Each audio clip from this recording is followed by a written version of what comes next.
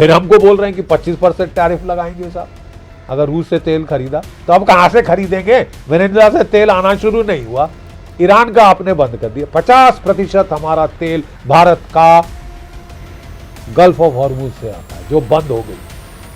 200 tanker फंसे पड़े, ठीक है साहब, 200 टैंकर फंसे पड़े। हमारा राष्ट्रहित इसमें है कि यह लड़ाई जल्द से जल्द बंद हो। जब यूक्रेन में लड़ाई छिड़ गई थी तो भारत ने वहां जाके शांति लाने की कोशिश की, नहीं हो सका, दूसरी बात है, प्रयास तो किया। अरे साहब, आप टेररिज्म के ऊपर दोगले स्टैंडर्ड हैं। पाकिस्तान सबसे बड़ा टेररिस्ट मुल्क है जिसके मुल्ला आसिम मुनीर आपका फेवरेट फील्ड मार्शल बन गया है कि आप कह रहे हैं defining partnership of the 21st century.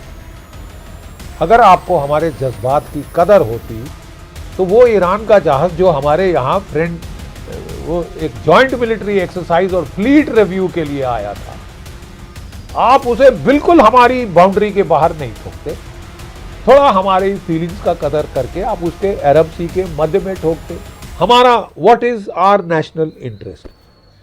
हमारी ईरान इजराइल से बहुत घनिष्ठ मित्रता है।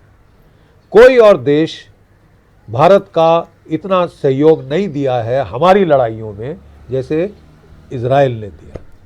टेक्नोलॉजी शेयर करता है, ठीक है साहब, कटिंग एज टेक्नोलॉजी देता है, इनोवेशन शेयर करता है, ठीक है। वो चाहता है कि भारत में उसके हथियार बने क्योंकि हमारी इंडस्ट्री बहुत बड़ी है, उनका स्पेस बहुत छोटा है। I mean it makes lot of common sense and logic.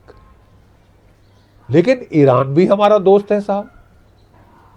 Access to Afghanistan, access to Central Asia, Chabahar का पोर्ट था, $1 अरब तकरीबन हमने खर्चा कर दिया है वहां पे साहब, ठीक है। सबसे सस्ता तेल हमको ईरान से मिलता था जब तक कि अमेरिका ने सैंक्शन नहीं लगाई। फिर हमने जब रूस से तेल खरीदना शुरू किया तो फिर हमको बोल रहे हैं कि 25% टैरिफ लगाएंगे साहब अगर रूस से तेल खरीदा। तो अब कहां से खरीदेंगे? वेनेजुएला से तेल आना शुरू नहीं हुआ, ईरान का आपने बंद कर दिया। 50% हमारा तेल भारत का गल्फ ऑफ हॉर्मुज से आता है जो बंद हो गई। 200 टैंकर फंसे पड़े, ठीक है साहब, 200 टैंकर फंसे पड़े। मैं बताना चाहता हूं कि हमारा 60% नेचुरल गैस वहां से आता है। जो कुकिंग गैस के चूल्हे हमारे घरों में जल रहे हैं वो वहां से क्वातर से तेल आ रहा था, उसने बंद कर दिया, ठीक है साहब। हमारे जहाज सिंक कर दिए हैं इस लड़ाई के मारे। हमारा राष्ट्रहित कहां है? अमेरिका की वाहवाही करने में? क्या मारा, क्या मारा, क्या पिटा पिटा के मारा। इजराइल हमारा दोस्त है, ईरान भी हमारा दोस्त था साहब। गल्फ के जो मुल्क हैं, यूनाइटेड अरब अमीरेट खासतर हमारा बहुत घनिष्ठ मित्र है, बहुत घनिष्ठ। हमारा उन सब का नुकसान हो रहा है साहब। हमारा राष्ट्रहित इसमें है कि यह लड़ाई जल्द से जल्द बंद हो। जब यूक्रेन में लड़ाई छिड़ गई थी तो भारत ने वहां जाके शांति लाने की कोशिश की थी, नहीं हो सका, दूसरी बात है, प्रयास तो किया। क्या हम यहां प्रयास भी नहीं करेंगे?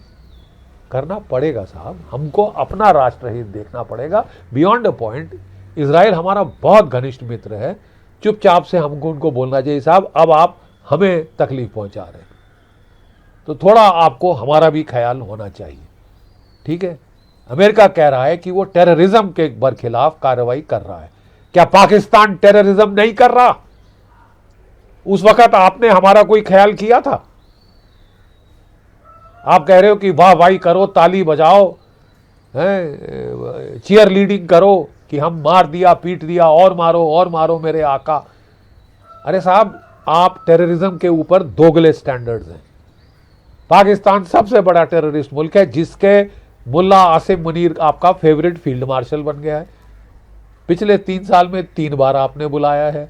बांग्लादेश में कलर्ड रेवोल्यूशन आपने करी, नेपाल में कलर्ड रेवोल्यूशन आपने करी, श्रीलंका में कलर्ड रेवोल्यूशन आपने करी, उंगल लद्दाख में आपने दी। हमको बोला आपको हमको G404 इंजन देंगे, 100 आने थे, 5 और 2 7 आए हैं साहब 3 साल के अंदर, 3.5 साल। अब साहब हमें तो समझ नहीं आ रहा कि आप कह रहे हैं defining partnership of the 21st century. अगर आपको हमारे जज्बात की कदर होती तो वो ईरान का जहाज जो हमारे यहाँ फ्रेंड वो एक जॉइंट मिलिट्री एक्सरसाइज और फ्लीट रिव्यू के लिए आया था, आप उसे बिल्कुल हमारी बाउंड्री के बाहर नहीं ठोकते, थोड़ा हमारी फीलिंग्स का कदर करके आप उसके अरब सी के मध्य में ठोकते। वापस ईरान ही तो जा रहा था ना, आप ही के पास तो जा रहा था, ठीक है। तो भारत को ये संकेत देने का हमें मतलब समझ नहीं आया साहब, फ्रैंकली साहब। मंदबुद्धि होंगे हम लोग थोड़े से, लेकिन ये एक आसार अच्छे नहीं है साहब। दुनिया 17वीं या 18वीं शताब्दी में आप नहीं ले जा सकते, जितनी भी ताकत आपके पास हो, इतना हम कहना चाहेंगे। और जो है, Bharat has always prized its strategic autonomy, sovereignty and independence. We have always been for world peace, शांति and resolving issues by dialogue, ठीक है। हमारे प्रधानमंत्री जी कई बार कह चुके हैं, ये युद्ध का ज़माना नहीं है। तमाम युद्धों को, मैंने केवल यूक्रेन का युद्ध नहीं, ये भी युद्ध है साहब, और बड़ा भीषण युद्ध है। और इससे, यूक्रेन के युद्ध से पूरी दुनिया का नुकसान नहीं हुआ, इस युद्ध से हो रहा है। जय भारत।